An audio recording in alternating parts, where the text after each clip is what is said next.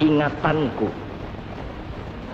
menggali di dalam ciptaku, menggali di dalam khayalku apa yang terpendam di dalam bumi Indonesia ini.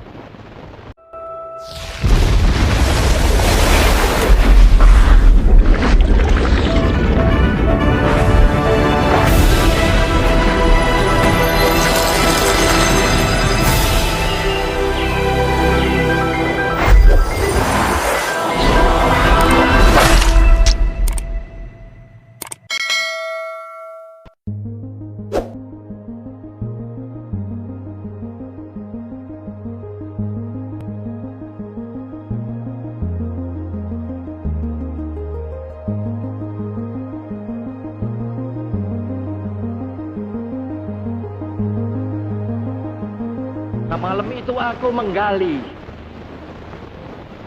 di dalam ingatanku, menggali di dalam ciptaku, menggali di dalam khayalku apa yang terpendam di dalam bumi Indonesia ini, agar supaya sebagai hasil dari penggalian itu dapat dipakainya sebagai dasar daripada negara Indonesia merdeka yang akan datang.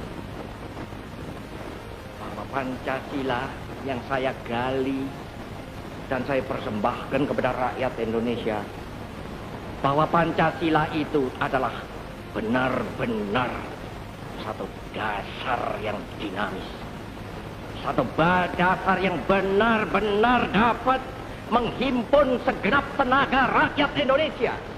Satu dasar yang benar-benar bisa mempersatukan.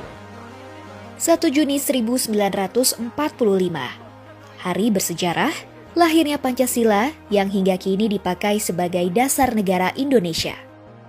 Di hari itu, konsep dan rumusan awal Pancasila disampaikan Bung Karno dalam sidang Badan Penyelidik Usaha Persiapan Kemerdekaan Indonesia yang dipimpin Rajiman Widyodiningrat.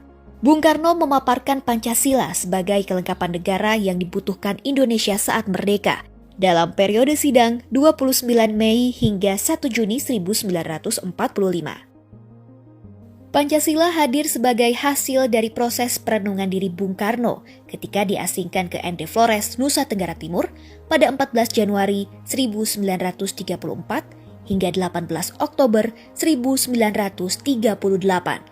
Pergerakan Soekarno dianggap berbahaya, sehingga pemerintah kolonial Hindia Belanda membuang Bung Karno ke tempat yang jauh di Pulau Flores. Bung Karno tak patah arang. Semangatnya membawa Indonesia lepas dari penjajahan tetap menyala.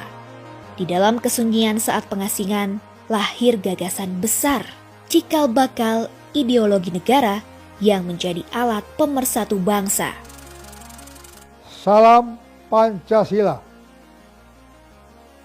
Perjalanan panjang lahirnya Pancasila terukir dalam sejarah. Pancasila bukan sekedar simbol persatuan dan kesatuan bangsa. Tetapi lebih dari itu, Pancasila adalah acuan kehidupan bermasyarakat, berbangsa, dan bernegara. Nilai-nilai yang terkandung dalam Pancasila bagai mutiara tiada tara. Sejatinya Pancasila bisa merangkul bangsa Indonesia yang majemuk, senantiasa bersatu dalam perbedaan, hidup berdampingan dan gotong royong tanpa memandang suku, ras, ataupun agama. Salam Pancasila.